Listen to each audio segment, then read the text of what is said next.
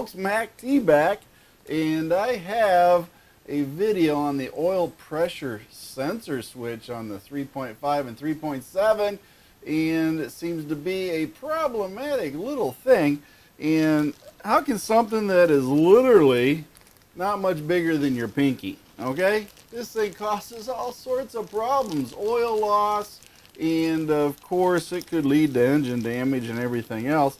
I'm going to go ahead and open it up so you can all see it. I will have videos showing this in more detail with a close-up shot, but literally this thing here, folks, is not any bigger than your finger. Look at that, your little pinky. That thing can cause you all sorts of problems.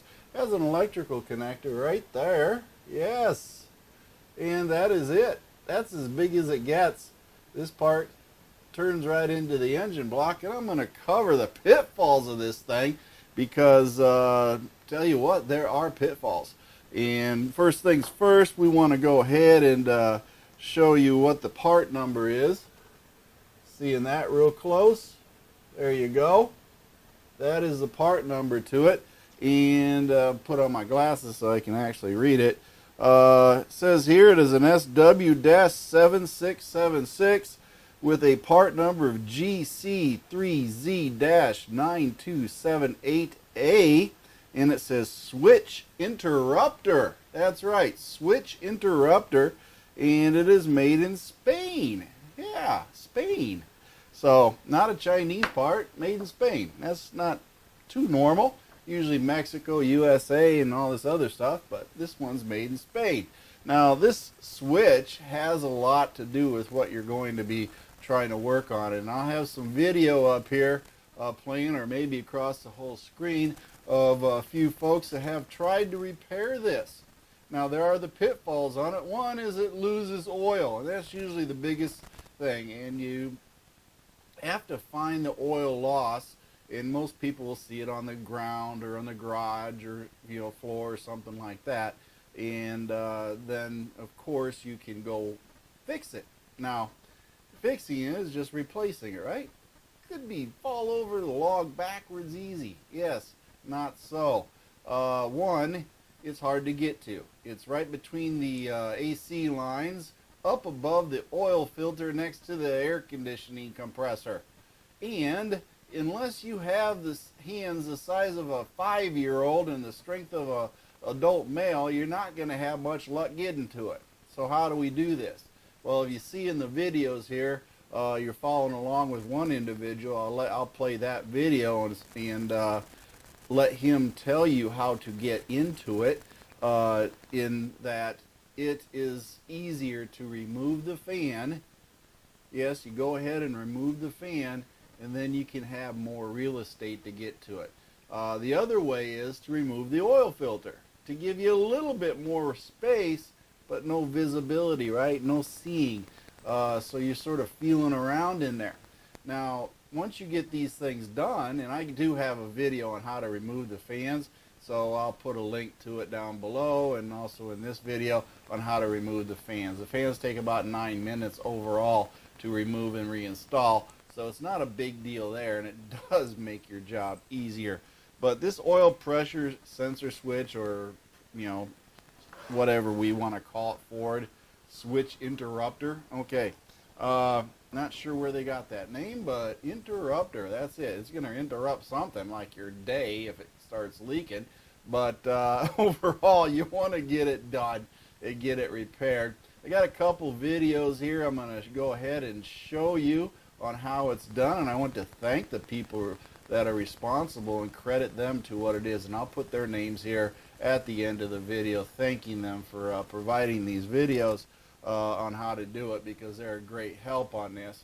I have not personally replaced this switch because I have never had one leak. I don't know, knock on wood, but I've never had one leak, and I've had 3 Ford Edges, so I don't know, maybe I'm just blessed in this aspect. But unfortunately for others, it's become a big pain, and we want to do it. Now, the price of this thing is not much. I think it's under 10 bucks easily. Can be found at a lot of different parts stores and purchased. And one thing that it does come with, so you don't have to go nuts, is it does come with a sealant on the threads already. Yes, it comes pre-coated, so that helps keep it from leaking. But the other thing you could do is maybe put a wrap or two of some oil-resistant Teflon type tape on there if you want to seal it. Now, in looking at this, you can see in this photograph and this video that's running right now that the oil pressure sensor switch is leaking. Okay, this leaking, you know, it works loose, whatever happens to it, it starts leaking. And once it does start leaking, then you got to replace it. There's no other way around it. Now, here's the problem. As you can tell in this other photo, it does break. You can see where it's broken. Now, it can break off, and here's the thing. When you put these things back in there, you want to make darn sure you're not torquing on it, okay? This is an aluminum block. As you put it in there, if you torque it too hard, it's essentially aluminum block with a nipple sticking out. You're putting a piece of, you know, the oil sensor switch in.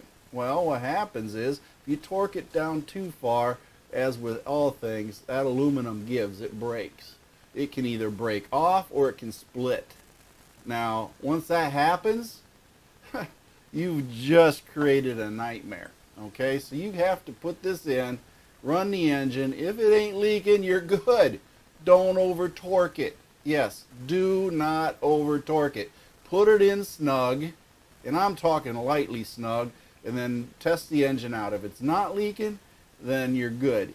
If it is leaking, give it another half a turn or a turn. Don't go too far with this thing, okay? So when you do put it in, because you see in these pictures again, yes, it can either break off or crack. Now, can you repair it? Some folks have been trying to repair it with like a JB weld or something like this. That is going to be problematic because, after all, JB weld has to have clear, clean metal in order to adhere to. This whole thing is covered in oil, folks. If you don't have the proper metal to a JB weld bond, it will leak. There's nothing you do about it. And we're talking at least 30 psi oil pressure or more when this thing is running. So, you know, what pressure is JB weld going to hold up to? Now, you could say, well, I'll get an aluminum welder to re-weld it. Well, that's another problem all by itself, in that I don't know too many contortionist aluminum welders that can weld this due to the place it's in. You will literally have to pull the front end of the car off and the condenser coils and everything, or remove the engine, just so they can have access, so they can actually weld it, because that is a very tight space, and I'm not sure that whole welding rig is going to fit in there. Yeah, I'm just not sure about that. Maybe somebody will prove me wrong on it, but I bet you anything there's a lot of them are going to say, I can't reach that. So that will not necessarily be a fix there either, but I'm hoping that I covered this a little bit, not to over torque this little tiny thing that could end up costing you thousands of dollars to repair, if not more. It's hard to believe something like $5 or $10 could be such a royal pain in the derriere, but you know, that can be what happens, and we don't want that to happen. So take it easy when installing this. Don't go full gorilla on it. Yes, stay away from the gorilla, because otherwise you're going to end up going ape. That's right. You're going to have all sorts of problems, because it is not going to work out well for you, and we don't need to have that expense unintentionally. So best of intentions, and you know, pull back the guns a little bit. You know, you don't want to torque on that thing, and just be nice and snug with it and leave it at that. Test it, run it. If it's not leaking, your fix is good. Don't touch it anymore. Okay, so very weak place, very weak area that can cause a ton of problems. So pay attention to the videos I've been popping up here as we've been going and playing, and make sure that you can follow it quite well and get that replaced. You know, the size of the nut and everything, you have to have a deep well socket that'll fit over top of it. So, you know, standard might work if it's long enough, but just keep in mind, not much room in there to get that thing in there, so you want to really pay attention to what you're doing. I'll go ahead at the end. I'll let the full video play of one of our members here that's made a video on this. and then you guys can judge for yourselves how difficult or hard it is and whether or not you want to do it based on the risks that may be inherent to the nature of the beast.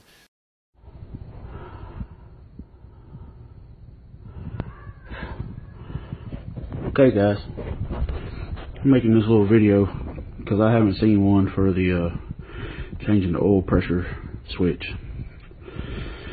This oil pressure switch is down here where they've said it's kind of in between the front exhaust manifold catalytic converter set up on the front and the AC lines, and it's down here where, let's see if I can get this. See it right there? That's her. In between the, it's in between the AC lines coming out of the compressor.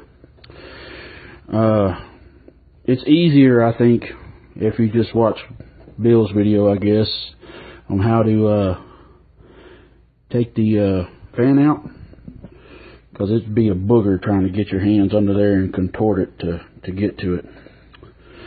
It's let's see, probably ain't gonna see this very good. It's a 21 millimeter is what fits that, just so you know. Makes life a lot easier. Other than that, it's pretty simple.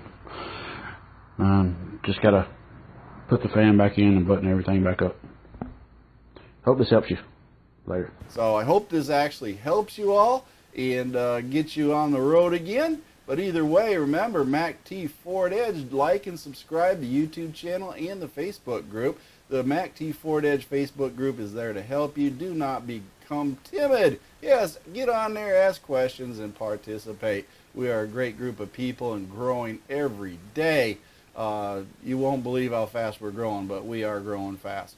But either way, my feet hit the floor today, and I'm having a great day. The Band of One's got some great music to play for you, and Mercy Girl's going to have to, she's going to have to speak up, and so you guys can hear her on her one-liners. But either way, I got a little bit of bonus footage at the end, and I will also make one public service announcement before I go. That is that MACT Garage now holds and hosts all oil-related videos. That's right. If you want to know anything about oil, you're going to have to like and subscribe MACT Garage on YouTube in order to see those videos. So go ahead, subscribe to that channel, help me out. If you feel the desire to help me, there's a blue button that says PayPal. You can donate, because I do not get paid at all on that channel. Those videos are costing me, and I get nothing for it. It's not a monetized channel.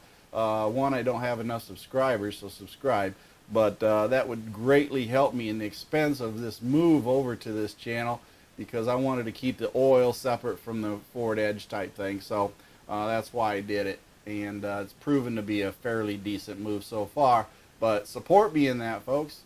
I'm begging. Yeah, I'll agree to it. But anyway, help me out with that. Yeah, I know you all like the videos, so see your way to at least subscribe, watch the videos, click on a few ads as I get it monetized. But right now there's no ads, so hey, ad free. What a deal. Anyway, Mac T, have a great day. My feet hit the floor, and I'm having a great day, and I want you to have a great day too. On with the rest of the footage.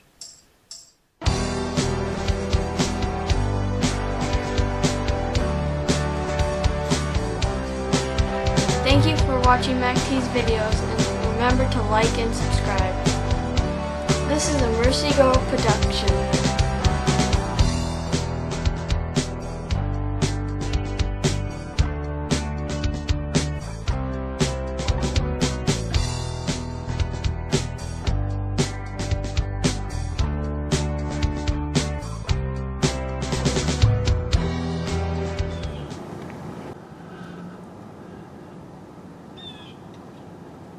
This oil pressure sensing switch is right here, and it's above the oil filter, so you have to remove the oil filter to get to it. But pay attention to how deep it is set into the block, and we have to pay attention to how deep we turn this thing in there, and the recommended sealants would probably help keep it from leaking. but this is a primarily damaged part of your block that you cannot get to. I have worked the camera in here, but it's taken me a few minutes, and I do not see how a welder could weld that without removing the block. They would be guessing at their weld. So this is where it is, right above the oil filter, and I'll show you a perspective here real quick. This is a perspective where you would find it. Right down here is the oil filter, and you go up through the frame here and look, and you will see it right up in there. So not a convenient place to get to, rather difficult actually.